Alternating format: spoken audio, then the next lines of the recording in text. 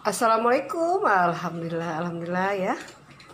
Hari ini bikin pindang ikan gabus nih, kepala ikan gabusnya. Wow. Ini masaknya pindang ala kampungku pagar alam ya. Bumbunya hanya diiris-iris, cemplang-cemplung. Tuh, tapi rasanya luar biasa. Asam, asin, gurih, pedas, segar sekali. Nah, sebentar lagi matang, kita tinggal tambahkan irisan tomat ya, dan daun bawang. Seperti ini, siap diangkat, siap dinikmatin.